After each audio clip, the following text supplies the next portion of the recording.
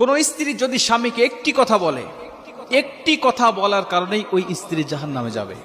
আমি আবারও বলছি, আল্লাহ রাসূল সাল্লাল্লাহু আলাইহি ওয়াসাল্লাম হাদিসের মধ্যে বলেন, বুখারী শরীফের হাদিস, আল্লাহ রাসূল বলেন, কোন স্ত্রী যদি স্বামীকে একটি কথা বলে, ওই স্ত্রী যদি হয় নামাজি, ওই স্ত্রী যদি হয় আল্লাহওয়ালা, ওই স্ত্রী যদি হয় পাহাড় পরিমাণ সওয়াবের অধিকারী, কিন্তু স্বামীকে শুধু একটি কথা বলার কারণে আমার আল্লাহ ওই স্ত্রীকে জাহান্নামে দিবে।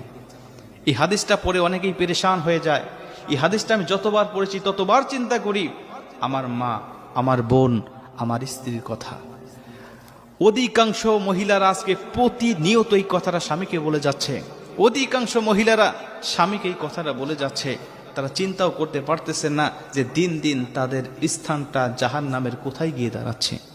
আমরা অধিকাংশ মহিলারা জেনে হোক, বিশেষ করে না জেনেই মহিলারা বেশি এই কাজটা করে যাচ্ছে। এজন্য এই বিষয়টা আমাদের জানতে হবে।